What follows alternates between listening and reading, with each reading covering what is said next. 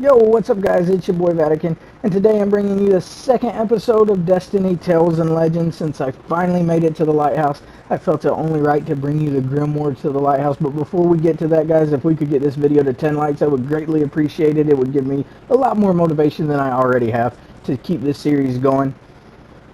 If you haven't already, hit that sub button, guys. Without further ado, let's get started. Report. The Calorus Spires. Executor Hideo. There was no one there when we arrived. We approached peacefully, kept our weapons holstered. The sights we saw, Executor. Mercury is a beautiful and forbidding place. On descent, we mapped sprawling patterns of X-light, an entire metropolis of unknown purpose.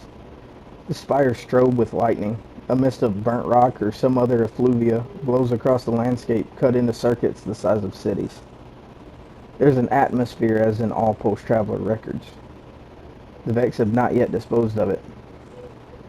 From the surface of the sun is too large and too dim.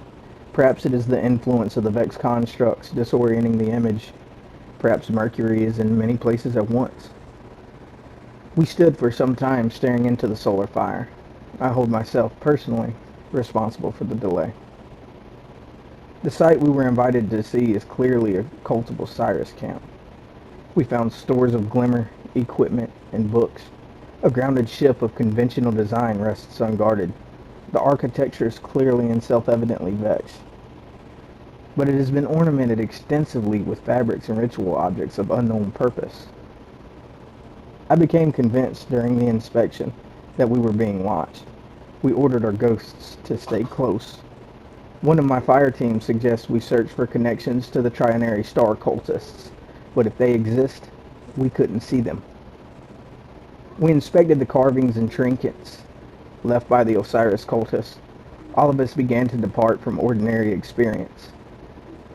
My exo teammate described the sense that she was burned beneath an enormous operating mass, locked up in a tiny crevice at the bottom of a labyrinth of mechanism.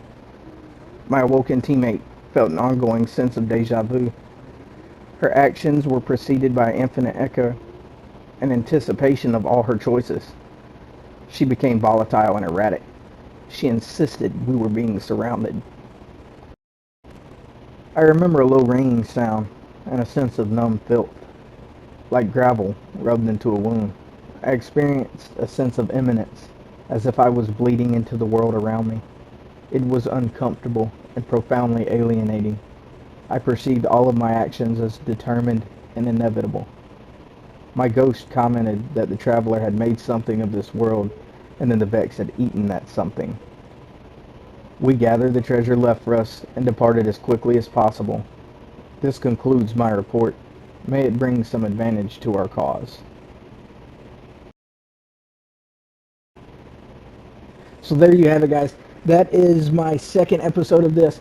It really details, everything found here. The stores of glimmer, you know, we have a lot of barriers in here. I'm not sure if when the massive expansion comes out this fall, if this is going to be a social space and they're just letting Osiris champions at this point use it for maybe beta purposes. It is very interesting, guys, to say the least. The trinkets are everywhere. There's visibly areas for vendors. It's going to be very, very interesting. Me and my friends, we have a whole bunch of theories on it. If you want to see my loot, guys, stay into the end of the video. I'll show my loot, and I'll show the roll I got on my gun. And after that, I'll cut the video. Until the next episode, guys, I'm Vatican, and I'm out.